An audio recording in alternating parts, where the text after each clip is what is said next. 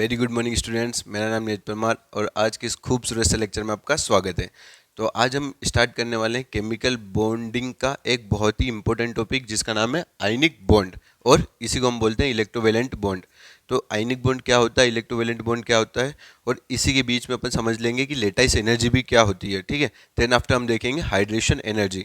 तो आज का ये लेक्चर बहुत इंपॉर्टेंट होने वाला है। तो मेरी आपसे रिक्वेस्ट है कि अपने नोट्स खुद बनाइए और उसके बाद लास्ट तक इस लेक्चर को देखिए। तो आइए वीडियो की शुरुआत करते हैं बिना किसी मौज मस्ती के। सबसे पहले अपन समझते हैं कि आयनिक बॉन्ड होता क्या है, और इसी को हम बोलते हैं क्या, इलेक्ट्रोवेलेंट बॉन्ड।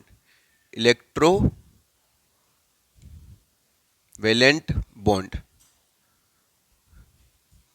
Electrovalent bond. तो आयनिक बॉन्ड क्या होता है, केमिकल बॉन्ड होता है formed by the complete transfer of electron. Electron के कंप्लीट ट्रांसफर होने के कारण जो केमिकल बॉन्ड बन रहा है उसी को बोलते हैं अपन आयनिक बॉन्ड। और आयनिक बॉन्ड बनता है मेटल्स एंड नॉन मेटल्स के बीच में। ठीक है, तो जैसे एग्जांपल ले लेते हैं हम, मेटल में सोडियम, सोडियम की इलेक्ट्रॉनिक कन्फिगरेशन क्या होती है, 281। ठीक है, तो अब ये सोडियम अपनी वैलेंस शेल से, मतलब अपनी आउटर मोस्ट सेल से ये इलेक्ट्रॉन लूज कर देगा, तो क्या कन्फिगरेशन आ जाएगी इसकी, 2 8, और किसका फॉर्मेशन कर लेगा, Na+ आयन का एक इलेक्ट्रॉन लूज करके। क्योंकि देखो लास्ट वैलेंस शेल में ऑक्टेट रूल फॉलो हो रहा है और 8 इलेक्ट्रॉन से, तो ये ज़्यादा स्टेबल है। पर ये जो सोडियम आयन हमें गैसेस, आइसोलेटेड सोडियम कहाँ मिलेगा, हमें गैसेस स्टेट में मिलेगा। तो ये गैसेस स्टेट में है और ये भी गैसेस स्टेट में है।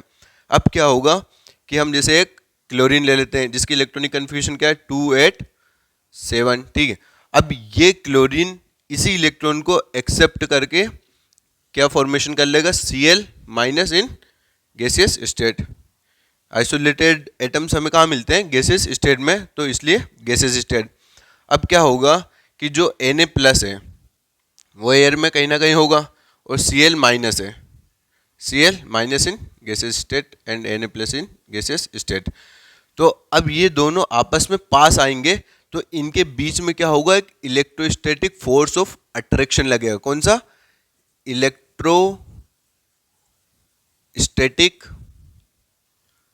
Static force of attraction, force of attraction. इसी के कारण, इसी इलेक्ट्रोस्टैटिक फोर्स के कारण ये दोनों Na+ और Cl- बहुत पास आ जाएंगे और आयनिक बॉन्ड का फॉर्मेशन कर लेंगे। और जो आयनिक बॉन्ड होता है बहुत ज़्यादा स्ट्रॉन्ग होता है। क्यों, क्योंकि जो इनके बीच की ये जो डिस्टेंस है ना, R, ये बहुत ज़्यादा ही कम है। मतलब ये very close to each other, बहुत ज़्यादा ही आपस में एक दूसरे के क्लोज है। तो जितना ज़्यादा पास में रहेंगे उतना ज़्यादा इलेक्ट्रोस्टैटिक फोर्स ऑफ अट्रैक्शन, मतलब जितना ज़्यादा इलेक्ट्रोस्टैटिक फोर्स ऑफ अट्रैक्शन, ठीक है, उतना स्ट्रॉन्ग आयनिक बॉन्ड बनेगा हमारा। तो क्या होगा, थर्ड स्टेप में अपन देखते हैं, जैसे कि Na+ इन गैसेस स्टेट, ये किससे कंबाइन कर लेगा, Cl- इन गैसेस स्टेट से, और किसका फॉर्म कर लेगा, क्यों, देखो ये आपस में कंबाइन क्यों हो रहे, पहले ये समझते अपन। क्योंकि जो आयन से Cl- और Na+ गैसेस स्टेट में अनस्टेबल रहते हैं, और ये कंबाइन करके क्या बना लेते हैं, NaCl इन सॉलिड स्टेट। ठीक है, क्यों, ये ज़्यादा मोर स्टेबल होता है, क्योंकि ये स्टेबल होता है, और ये गैसेस स्टेट में, इन गैसेस स्टेट अनस्टेबल, ये इतने ज़्यादा स्टेबल नहीं होते और ये स्टेबल हो जाता है इन सॉलिड स्टेट में। तो इसी फॉर्मेशन को, ठीक है, जो एनायन और केटायन के बीच में जो इलेक्ट्रोस्टैटिक फोर्स ऑफ अट्रैक्शन होने के कारण, आपस में पास आने के कारण जो बॉन्ड बना रहे हैं उसी को बोलते हैं अपन आयनिक बॉन्ड। तो मैं समझता हूँ आप समझ गए होंगे, the complete chemical bond formed by the complete transfer of electron. किसके कारण, कंप्लीट ट्रांसफर ऑफ इलेक्ट्रॉन। एक इलेक्ट्रॉन का भी कंप्लीट ट्रांसफर हो सकता है, दो इलेक्ट्रॉन, मतलब एक या एक से ज़्यादा का भी हो सकता है, पर होना कैसा चाहिए, मेटल से पूरा इलेक्ट्रॉन नॉन मेटल एक्सेप्ट कर ले। ठीक है, उसके बाद इन दोनों के आयंस के बीच में जो बॉन्ड फॉर्म होगा उसी को बोलते हैं अपन आयनिक बॉन्ड। तो अपन अब देखते हैं कि आयनिक बॉन्ड की फेवरेबल कंडीशंस कौन कौन सी होती है, किन कंडीशंस में आयनिक बॉन्ड ज़्यादा बनेगा। तो एक बार इसको नोट कर लीजिए, उसके बाद देखेंगे अपन conditions favourable conditions for ionic bond. मैं समझता हूँ आपने इसको लिख लिया होगा, पॉज करके लिख लीजिए, मैं मिटाने जा रहा हूँ 1 2 3। तो मैं समझता हूँ कि देखो इसी इलेक्ट्रोस्टैटिक फोर्स ऑफ अट्रैक्शन के कारण आयनिक बॉन्ड का फॉर्मेशन हो रहा है, और इसी के कारण इसको बोलते हैं अपन इलेक्ट्रोवेलेंट बॉन्ड भी। आयनिक बॉन्ड में क्या होता है कि complete transfer of electron from metal to non metal. ठीक है, तो इसकी जो फेवरेबल कंडीशंस है, तो पहली कंडीशन लिखेंगे, देखो क्या है, favourable conditions for ionic bond. Favourable condition for ionic bond. Ionic bond की क्या क्या फेवरेबल कंडीशंस है वो देखते हैं। तो पहली है ionisation potential should be low. Ionisation potential should be low, मतलब आयोनाइजेशन एनर्जी या फिर आयोनाइजेशन पोटेंशियल कम होना चाहिए। आयोनाइजेशन एनर्जी क्या होती है कि the amount of energy required to remove an electron from its outermost shell, ठीक है, of a neutral isolated and gaseous atom. मतलब किसी भी आइसोलेटेड एटम में से इलेक्ट्रॉन, आउटरमोस्ट शेल में से ही जाएगा इलेक्ट्रॉन, तो आउटरमोस्ट सेल में से एक इलेक्ट्रॉन निकालने में जितनी एनर्जी रिक्वायर्ड होगी, ठीक है, जितनी एनर्जी हमें देनी पड़ेगी, उसी एनर्जी को बोलते हैं अपन आयोनाइजेशन एनर्जी या फिर आयोनाइजेशन पोटेंशियल। तो ionisation potential should be low, मतलब समझिए जैसे कि सोडियम लिया था हमने, तो Na में से जो है 281, तो इस इलेक्ट्रॉन को निकालने में जितनी एनर्जी हमें देनी पड़ी है, ठीक है, उसके बाद इस Na प्लस और एक इलेक्ट्रॉन को निकालने में जितनी एनर्जी हमें देनी पड़ती है वही होती है आयोनाइजेशन एनर्जी या आयोनाइजेशन पोटेंशियल, ठीक है। तो ये एनर्जी हम दे रहे हैं, तो हम चाहेंगे कि हम कम से कम एनर्जी दें और इलेक्ट्रॉन को बाहर निकाल दें। तो पहली कंडीशन तो ये हो जाएगी कि हम कम एनर्जी देंगे और इलेक्ट्रॉन बाहर निकल जाएगा, क्योंकि लो एनर्जी पर केटायन अपना ज़्यादा स्टेबल बनता है। कभी हम इलेक्ट्रॉन को निकाल रहे हैं ना कम एनर्जी देकर, तो वो ज़्यादा स्टेबल रहेगा। तो आयोनाइजेशन एनर्जी शुड बी लो, और इसमें क्या है, एनर्जी हम लगा रहे हैं इसलिए भी एनर्जी कम होनी चाहिए, ठीक है। सेकेंड पॉइंट रहेगा हमारा electron affinity. Electron affinity should be high, मतलब इलेक्ट्रॉन अफिनिटी ज़्यादा होनी चाहिए। अब इलेक्ट्रॉन अफिनिटी क्या होता है, तो energy released when an electron is added in a gaseous isolated atom, ठीक है, किसी भी गैसियस आइसोलेटेड एटम में जब हम इलेक्ट्रॉन को ऐड करते हैं उस समय जो एनर्जी निकलती है उसी को बोलते हैं इलेक्ट्रॉन अफिनिटी। तो जितनी ज़्यादा एनर्जी निकलेगी, ठीक है, जितनी ज़्यादा एनर्जी निकलेगी हमारा आयन उतना ही ज़्यादा स्टेबल बनेगा। जैसे अपने Cl क्लोरीन लिया था, उसने एक इलेक्ट्रॉन एक्सेप्ट किया, अब इसको एक्सेप्ट करने के बाद जितनी एनर्जी निकाल रहा है Cl माइनस, ठीक है, उसी एनर्जी को बोलते हैं अपन इलेक्ट्रॉन अफिनिटी। तो ये जितनी ज़्यादा निकालेगा इलेक्ट्रॉन, मतलब जितनी ज़्यादा एनर्जी निकालेगा उतना ज़्यादा ये स्टेबल बन जाएगा। क्या बन जाएगा, स्टेबल। तो इसलिए हमारी इलेक्ट्रॉन अफिनिटी कैसी होनी चाहिए, ज़्यादा होनी चाहिए। और थर्ड है कि ऑन कम्बिनेशन ऑफ, जैसे कि अब Na प्लस किससे कंबाइन करेगा, Cl माइनस से, ठीक है, और किसका फॉर्मेशन हो जाएगा, NaCl इन सॉलिड स्टेट। तो इस समय जो एनर्जी रिलीज होगी, ठीक है, देखो इन दो आयंस के फॉर्मेशन से ही अपना आयनिक बॉन्ड बन रहा था।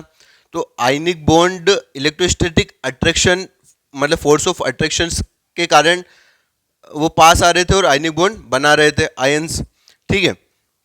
तो जब बॉन्ड फॉर्मेशन होगा तो ये ज़्यादा स्टेबल बन रहा है, तो खुशी के मारे एनर्जी रिलीज करेगा। तो इस समय जो एनर्जी रिलीज होगी उसी को बोलते हैं अपन लेटाइस एनर्जी।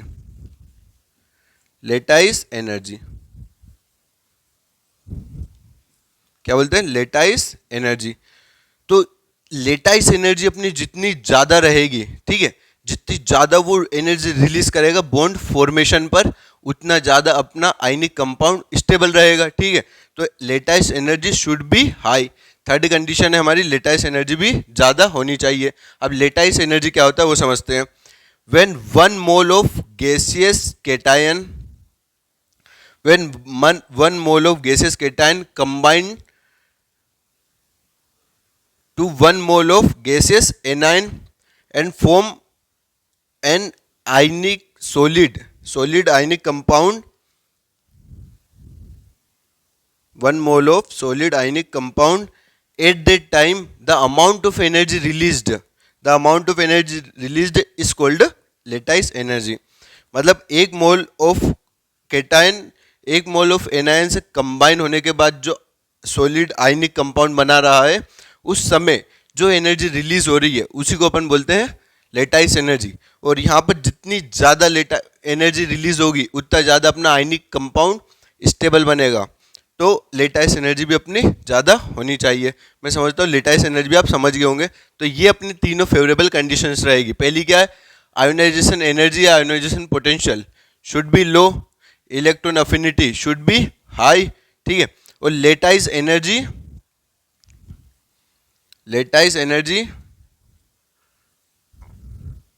should be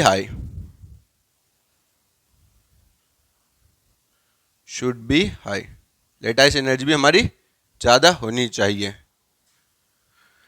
तो ये हमारी 3 फेवरेबल कंडीशंस रहेगी for formation of ionic bond. अब देखते हैं अपन लेटाइस एनर्जी क्या होती है, उसको अच्छी समझते हैं। तो एक बार इसको नोट कर लीजिए, फिर अपन देखेंगे लेटाइस एनर्जी क्या होती है। तो मैं इसको मिटा देता हूँ, 1 2 3 मिटा रहा हूँ। तो पहली कंडीशन क्या है हमारी, आयोनाइजेशन एनर्जी कम होनी चाहिए। मतलब इलेक्ट्रॉन को निकालने में जो एनर्जी लग रही है वो कम होनी चाहिए। क्यों? क्योंकि वो एनर्जी हम दे रहे हैं, ठीक है। और सेकंड कंडीशन है इलेक्ट्रॉन अफिनिटी ज़्यादा होनी चाहिए, क्योंकि जितनी ज़्यादा एनर्जी रिलीज करेगा उतना ज़्यादा अपना कंपाउंड स्टेबल बनेगा। अब समझते हैं लेटाइस एनर्जी क्या होता है।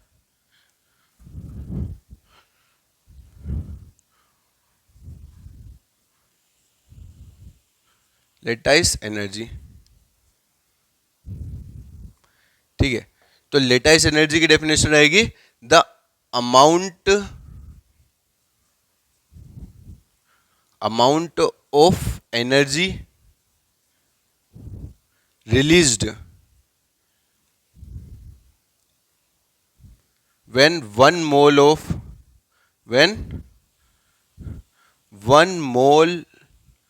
of gaseous cation react with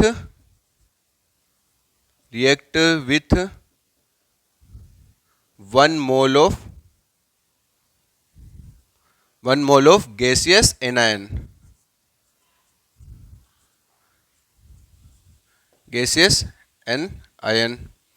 ठीक है। The amount of energy released when 1 mole of gaseous cation react with 1 mole of gaseous anion to form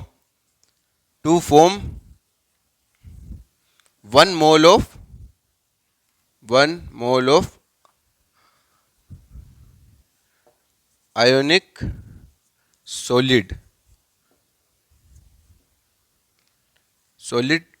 compound, ionic solid compound. तो 1 मोल ऑफ केटायन किससे, 1 mole of anion से यदि react करेगा और क्या बना लेगा, आयनिक सॉलिड कंपाउंड, तो उस समय जो एनर्जी रिलीज होती है उसी को बोलते हैं अपन लेटाइस एनर्जी, ठीक है। गैसियस केटायन और गैसियस एनायन आपस में जब मिल जाएंगे और 1 mole of ionic solid compound बना लेंगे तो उस समय जो एनर्जी रिलीज होगी उसी को बोलते हैं अपन लेटाइस एनर्जी। तो ठीक है, लेटाइस एनर्जी अपने किन फैक्टर पर डिपेंड कर रही है। देखो ये बॉन्ड का फॉर्मेशन क्यों हो रहा है, क्योंकि इनके बीच में क्या लग रहा है, very strong electrostatic force of attraction. तो फोर्स ऑफ अट्रैक्शन क्या है, के Q1 Q2 अपन R²। मतलब जितना ज़्यादा चार्ज रहेगा, ठीक है, उतना ज़्यादा अपना इलेक्ट्रोस्टैटिक फोर्स ऑफ अट्रैक्शन रहेगा, ठीक है। तो जितना ज़्यादा चार्ज उतना ज़्यादा electrostatic force of attraction between Na plus and Cl minus. तो उसके कारण अपना लेटाइस एनर्जी ज़्यादा हो जाएगा, क्योंकि यहाँ पर जो हीट रिलीज होगी, जो एनर्जी रिलीज होगी वही अपनी लेटाइस एनर्जी है। तो जितना ज़्यादा स्ट्रोंग ये बॉन्ड बनेगा उतनी ज़्यादा एनर्जी, वो किस पर डिपेंड करेगा कि कितनी ज़्यादा एनर्जी रिलीज हुई है। जितनी ज़्यादा एनर्जी रिलीज होगी उतना ज़्यादा स्ट्रोंग बॉन्ड बनेगा। अब ये चार्ज के डायरेक्टली प्रोपोर्शनल है इलेक्ट्रोस्टैटिक फोर्स ऑफ अट्रैक्शन, मतलब अपना लेटाइस एनर्जी भी डायरेक्टली प्रोपोर्शनल रहेगा किसके, charge of ions, charge of ions के डायरेक्टली प्रोपोर्शनल रहेगा। और इनवर्सली प्रोपोर्शनल रहेगा size of ions, size of ions के इनवर्सली प्रोपोर्शनल रहेगा लेटाइस एनर्जी। तो ये एक इंपॉर्टेंट फॉर्मूला है, इसको आप नोट कर लीजिए। इंक डालना पड़ेगा।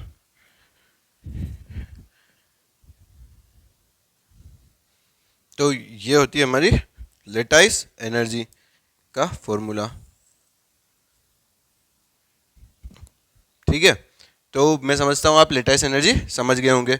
लेटाइस एनर्जी क्या होती है, जब दो केटायन और एनायन आपस में मिलकर एक आयनिक सॉलिड कंपाउंड बनाते हैं, उस समय जो एनर्जी रिलीज होती है उसी को अपन बोलते हैं लेटाइस एनर्जी। अब लेटाइस एनर्जी जितनी ज़्यादा होगी उतना ज़्यादा ये बॉन्ड स्ट्रोंग होगा, मतलब उतना ज़्यादा इलेक्ट्रोस्टैटिक फोर्स ऑफ अट्रैक्शन रहेगा। तो इलेक्ट्रोस्टैटिक फोर्स ऑफ अट्रैक्शन किसके डायरेक्टली प्रोपोर्शनल है, चार्ज के, और इनवर्सली प्रोपोर्शनल है साइज के। तो ये अपना फॉर्मूला आप याद रखिए, ये आपको आगे क्वेश्चंस करने में बहुत काम आएगा। तो अब देखते हैं अपन physical properties of ionic compound. ठीक है, तो इसको नोट कर लीजिए, मैं समझता हूँ आपने लिख लिया होगा पॉज करके। 1 2 3 मैं इसको मिटाने जा रहा हूँ।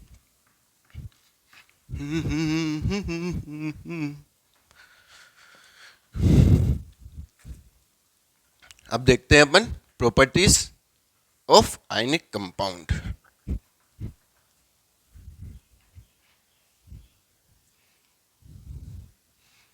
ठीक है, क्या है, हेडिंग डाल दीजिए प्रॉपर्टीज ऑफ आयनिक कंपाउंड।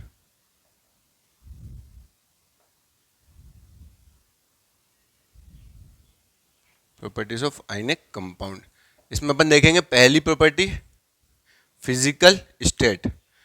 कौन सी, फिजिकल स्टेट। तो आयनिक कंपाउंड की फिजिकल स्टेट कैसी होती है, दे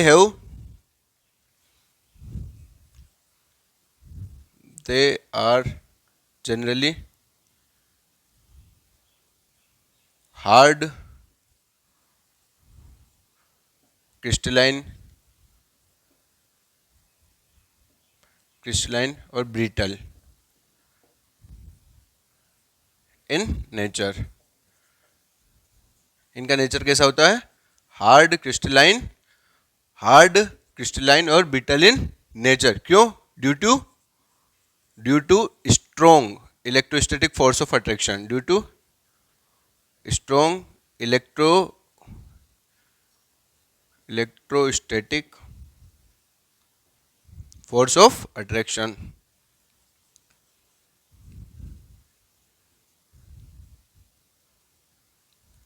इलेक्ट्रोस्टैटिक फोर्स ऑफ अट्रैक्शन के कारण इनका नेचर कैसा हो जाता है, hard, crystalline and brittle. Hard हो जाते हैं क्योंकि इनकी ये एग्जिस्ट करते हैं सॉलिड स्टेट में। आयनिक कंपाउंड का नेचर कैसा होता है, इन सॉलिड स्टेट में, एग्जिस्ट इन सॉलिड स्टेट में।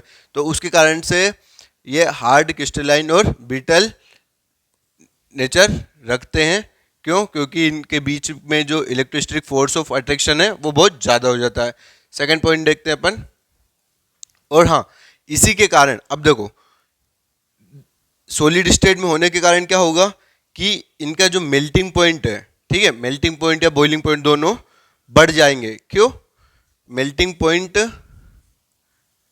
And boiling point are high, melting point and boiling point are high.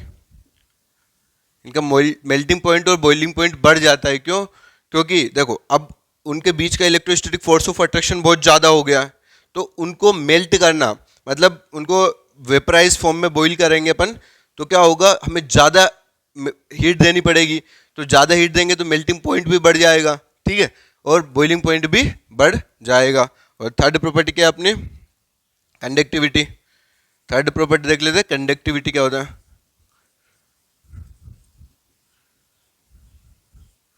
Conductivity, अब जो आयनिक कंपाउंड है वो डिपेंड करते हैं, ठीक है, कभी सॉलिड स्टेट में है, कभी सॉलिड स्टेट में है, तो they are bad conductor, they are bad conductor.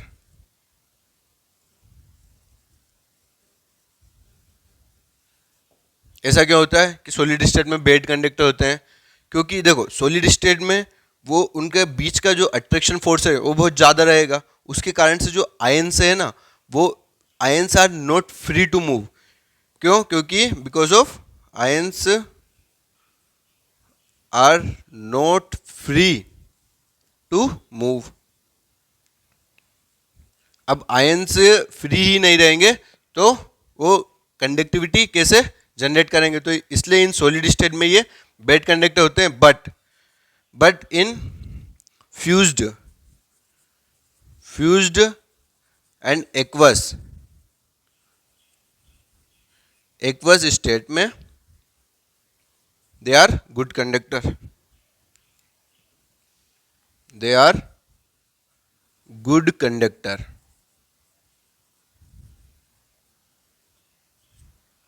देखो फ्यूज्ड और एक्वस स्टेट में ये कैसे होते हैं, गुड कंडक्टर। क्यों, क्योंकि देखो एक्वस स्टेट में क्या होगा, इनका बीच का जो बॉन्ड है, जो इलेक्ट्रोस्टैटिक फोर्स ऑफ अट्रैक्शन है, वो थोड़ा वीक हो जाएगा। क्यों, क्योंकि वाटर की डाइलेक्ट्रिक प्रॉपर्टी होती है, उसके कारण इनके बीच का जो इलेक्ट्रोस्टैटिक फोर्स ऑफ अट्रैक्शन है वो वीक कर देता है वाटर, 81 टाइम्स वीकर कर देता है उस इलेक्ट्रोस्टैटिक फोर्स ऑफ अट्रैक्शन के कारण, ठीक है, वाटर।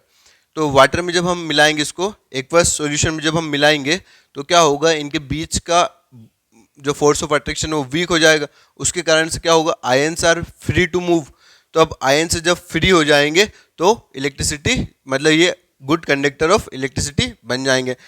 तो in aqueous state and in fused state. अब कभी हमें इसका ऑर्डर देखना है, तो एक बार मैं इसको मिटा देता हूँ ऊपर वाले को।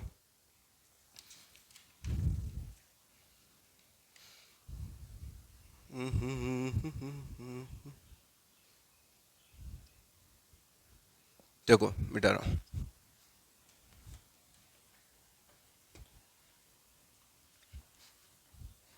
इसका अपन ऑर्डर देखते हैं। तो सबसे ज़्यादा, सबसे कम सॉलिड स्टेट में कंडक्टिविटी करता ही नहीं है। क्यों, क्योंकि आयंस फ्री नहीं होते मूव करने के लिए। फिर देन फ्यूज्ड स्टेट,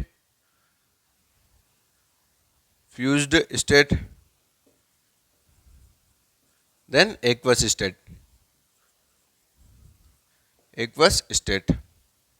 क्योंकि एक्वस स्टेट में इसका इलेक्ट्रोस्टैटिक फोर्स ऑफ अट्रैक्शन बहुत ज़्यादा कम हो जाता है, क्योंकि वाटर की डाइलेक्ट्रिक प्रॉपर्टी के कारण 81 टाइम्स जो इनके बीच का अट्रैक्शन फोर्स है वो कमज़ोर हो जाएगा।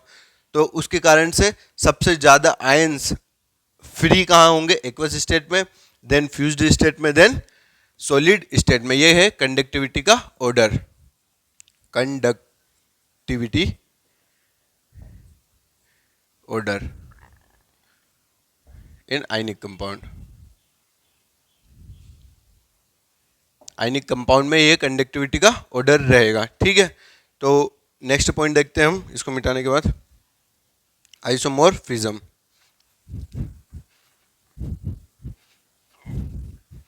ठीक है, ये भी लिख लीजिए 1 2 3।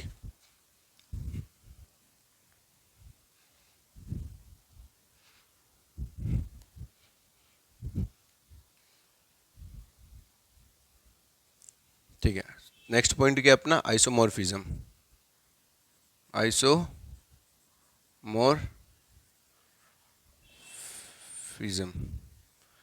तो आयनिक कंपाउंड क्या है, पहले आइसोमॉर्फिज्म क्या होता है।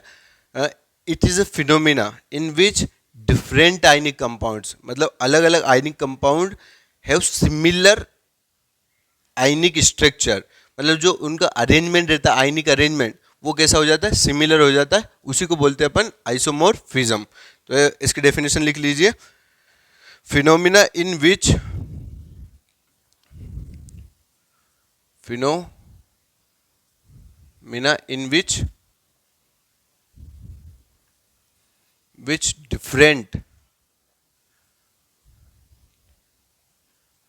different ionic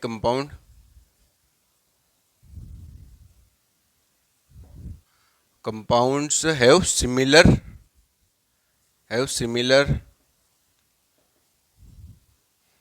ionic arrangement या फिर crystal arrangement, have similar crystal arrangement.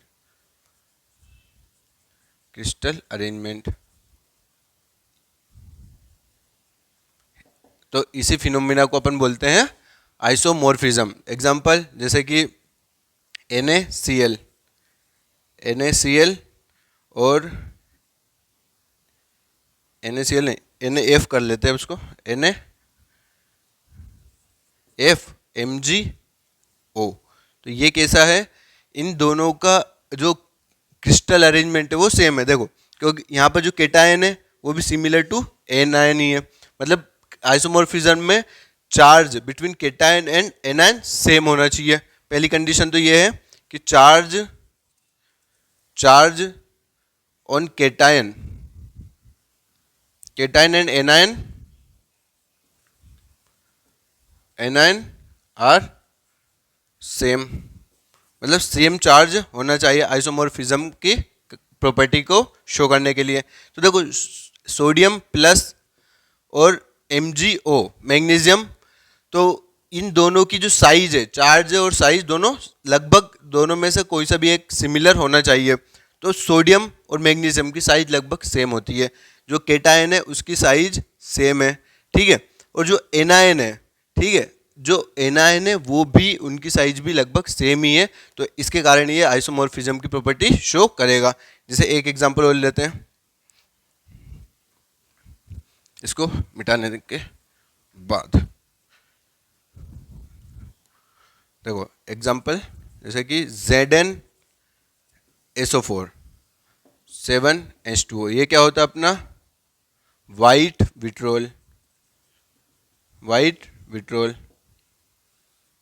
और एक और लेते हैं एग्जांपल FeSO4.7H2O, ये होता है अपना ग्रीन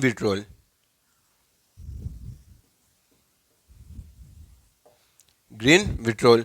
तो इनके जो आयन्स है, ठीक है, Zn2 plus SO4 2 minus, Fe2 plus SO4 2 minus, और नंबर ऑफ वाटर मॉलिक्यूल भी सेम है। तो ये कैसा सिमिलर क्रिस्टल अरेंजमेंट रखते हैं दोनों, व्हाइट विट्रोल और ग्रीन विट्रोल दोनों का अरेंजमेंट ऑफ क्रिस्टल कैसा है, सेम है। तो ये आइसोमॉर्फिज्म शो करेंगे। तो इसी को बोलते हैं अपन आइसोमॉर्फिज्म। अब नेक्स्ट प्रॉपर्टी देखते हैं अपन, सोल्यूबिलिटी ऑफ आयनिक कंपाउंड। मैं इसको मिटाने जा रहा हूँ, ये एग्जांपल लिख लीजिए, अच्छा है 1 2 3। अब solubility of ionic compound, fifth property है solubility of ionic compound.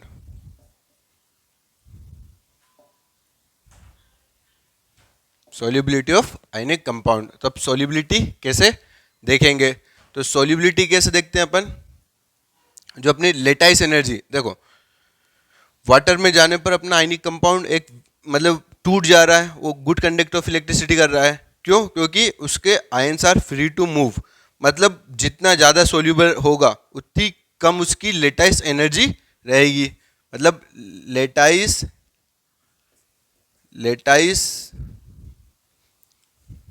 Lattice energy inversely proportional to solubility, ठीक है। मतलब सोल्यूबिलिटी, सॉरी इंक डालना पड़ेगा, पहले इंक डालते हैं।